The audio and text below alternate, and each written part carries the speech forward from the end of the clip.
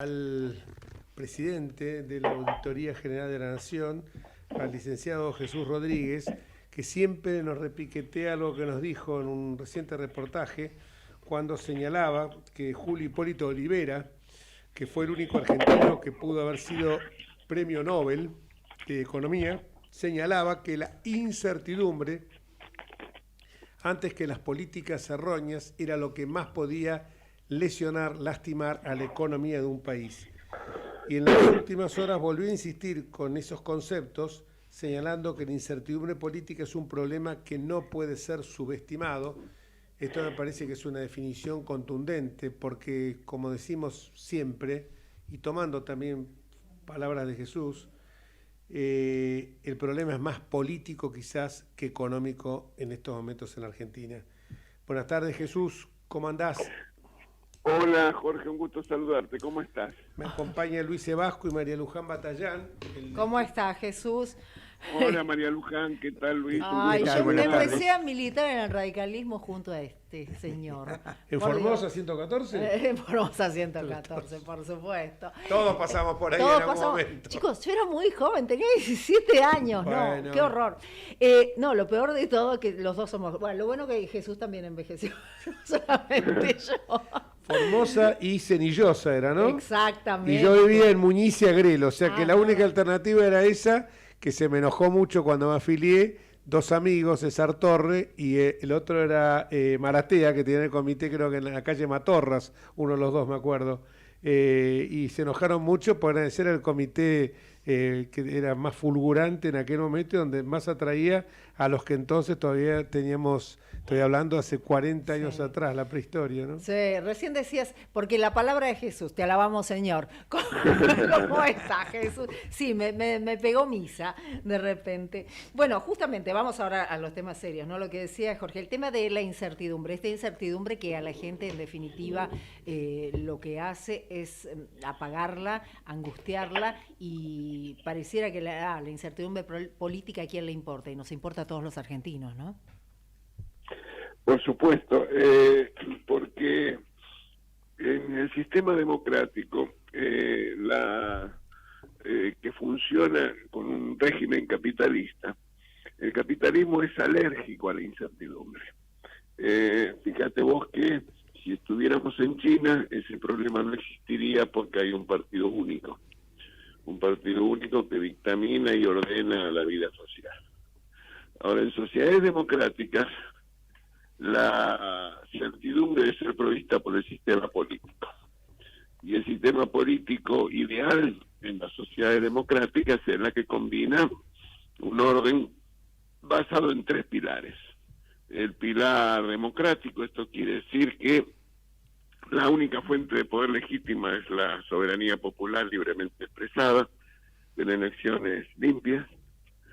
Un pilar liberal que asegure la vigencia de los derechos individuales a todos y a cada uno, pero particularmente a las minorías. Y un pilar republicano que incluya la división de los poderes, la rendición de cuentas y la independencia de los poderes. Si ese se da, entonces los actores económicos y sociales tienen por delante un funcionamiento institucional que provee certidumbre.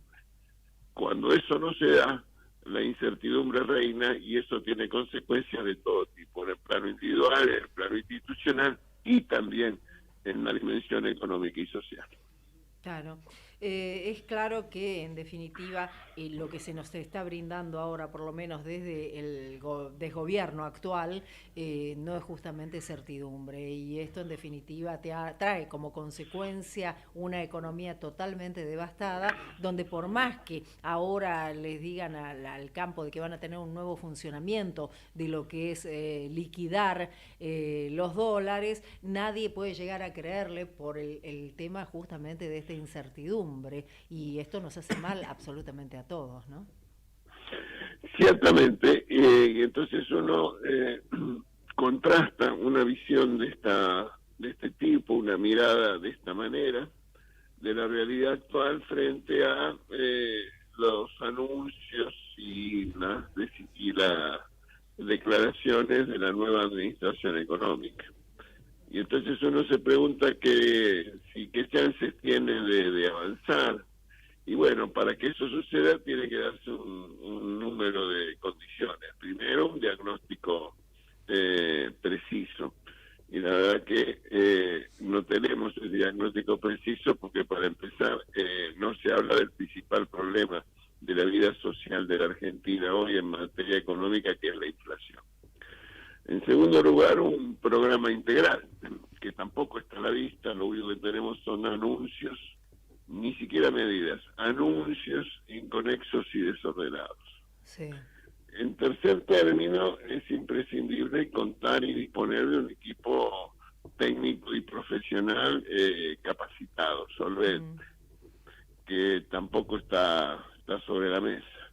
Y por último, el soporte político de parte del oficialismo que gobierna. Bueno, que tampoco lo tiene. Digamos como que estamos sin la estructura básica y fundamental. Esto es gravísimo, es gravísimo. Y Jesús, yo por lo menos para terminar tenía una pregunta que realmente me hace muchísimo ruido, y estuvimos mirando, ¿no?, que apareció dentro de lo que es el Ministerio de Justicia y Seguridad. Esto ya te lo pregunto, no sé si te compete a vos el tema como auditor general de la Nación, que desde la Dirección General de Adquisiciones y Contrataciones se contrató para las dependencias del Ministerio, bueno, para, o sea, el cable, Netflix, Amazon y demás para las cárceles por un valor preadjudicado, ya hay una preadjudicación de 63.873.600 pesos, ¿no? Para las personas privadas de su libertad en este momento. No sé si está dentro de tu ámbito, pero es un tema que realmente preocupa, porque me parece que no estamos para repartir Netflix para todas y todos, ¿no? Bueno, eso es la discusión en términos de la responsabilidad de la auditoría, tienen que ver con los criterios de la contratación y si se cumplen las normas legales y de control establecidas, no necesariamente con la validez o no de una política. Esa es una discusión de otra naturaleza, que cada uno tiene su punto de vista y opinión, pero lo que nosotros miramos es la legalidad de las decisiones, sí, que no conozco porque lo hacemos por otro lado ex post, esto es después de que esa decisión ha sido tomada. Claro, quedó clarísimo, gracias, sí, Jesús. ¿Qué tal? Yo quería hacer una pregunta volviendo al tema de la economía en general. Hay una situación que Luis Sebasco te está hablando. Sí, perdón, que llama la atención, que es la siguiente.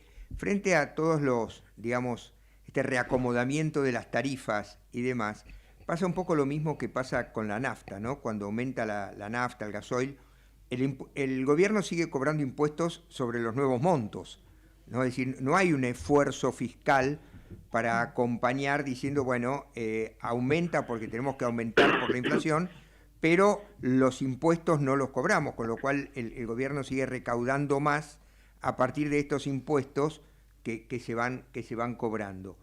Y por otro lado, hoy salió una noticia que un juez federal declaró inconstitucional el cobro de retenciones, porque no había sido oportunamente prorrogada esta facultad dada para el gobierno, ¿no? Entonces, el planteo es, ¿no debería el gobierno, en este contexto inflacionario, revisar su política impositiva? Porque evidentemente recauda,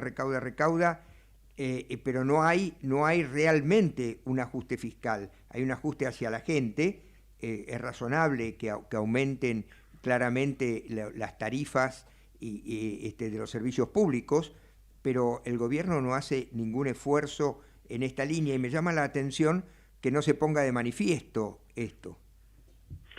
Bueno, dos comentarios tengo, Luis, para hacer. El primero es que lo que sí corresponde, y estoy completamente de acuerdo, hacer es reclamar al gobierno la formulación de un programa que no conocemos, no está disponible, no es explícito, no es público.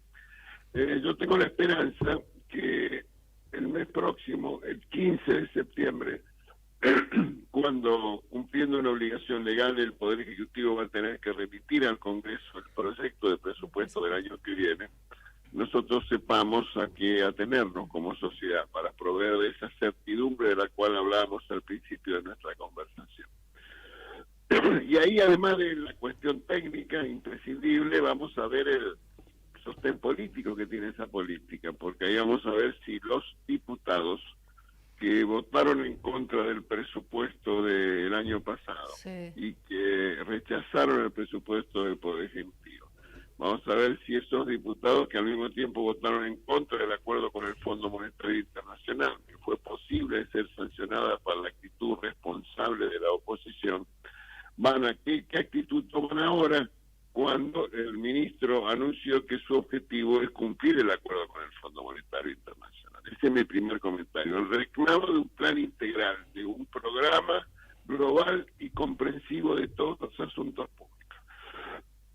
Y en ese sentido, una de las primeras cosas que hay que reclamar tiene que ver con los subsidios, porque lo que ayer se conocieron fueron anuncios, pero no medidas, no está disponible las resoluciones para poder analizar si efectivamente está bien diseñado.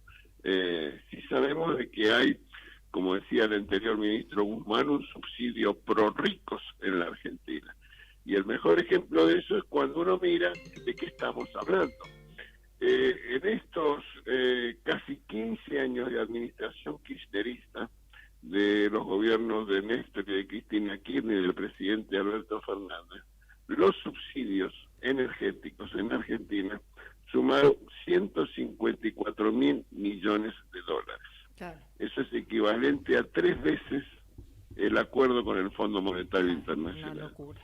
¿Y por qué señalo esto? Porque si esa demencial y suicida política de subsidios no se hubiera puesto en marcha en esta acción del presidente Fernández, no tendríamos déficit fiscal, digo, para llamar la atención de esta situación. Claro, ya lo creo. Y lo que me gustaría decir es que esto no es el resultado ni de la guerra en Ucrania, ni de la acción del imperialismo, ni de la política de la anterior administración, sino que esto fue una decisión generada, promovida, diseñada, armada por esta misma administración, que cuando llegó decidió congelar las tarifas y a partir de ahí estamos pagando las consecuencias. En relación a...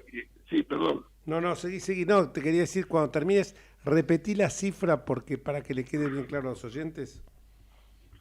Digo que los casi 15 años de gobierno kirchnerista de los presidentes Kirchner Néstor y Kirchner Cristina, y en estos casi 3 años del gobierno de Alberto Fernández, el monto de subsidios de una demencial política tarifaria llega a que se hayan subsidiado 154.000 millones de dólares. Y eso es el equivalente, para que tengamos una idea, a 3 veces el acuerdo con el Fondo Monetario Internacional. Y creo que esto es, y debe quedar claro también que cuando llegó al gobierno del presidente Alberto Fernández, el problema de las tarifas era una cuestión del pasado, porque pagábamos los argentinos los precios de los costos de la provisión del servicio, tanto en gas como en electricidad. Pero el facilismo económico, la demagogia, la irresponsabilidad, el absurdo, hizo que se congelaran las tarifas solamente para mostrar una diferencia. Y hoy estamos pagando las consecuencias con un déficit fiscal, con un subsidio que significa 3 puntos del Producto Bruto Interno, que dicho de otra manera, si no fueran los subsidios no tendríamos déficit fiscal en Argentina. Y esto se vincula con lo que le preguntaba Luis en relación a la política fiscal. ¿Cómo decisiones absurdas tienen consecuencias desagradables? Un premio Nobel de Economía, Paul Samuelson, dijo que en política económica se puede hacer casi cualquier cosa, salvo una: evitar las consecuencias. Y nosotros estamos pagando las consecuencias de esta demencial política tarifaria. Jesús, muchísimas gracias. por estar con nosotros en la jornada de hoy. Y bueno, te seguiremos consultando y después nos dirás, porque justamente el análisis que tiene que hacer justamente el organismo que él preside es sobre los contratos que ya se ejecutaron. Así que sabremos qué es lo que pasa con este contrato que a mí me hace muchísimo ruido. Gracias, Bueno, Jesús. Luis, María Luján y Jorge, muchísimas gracias, un gran abrazo y buenas tardes. A vos, Gracias buenas a tardes. vos.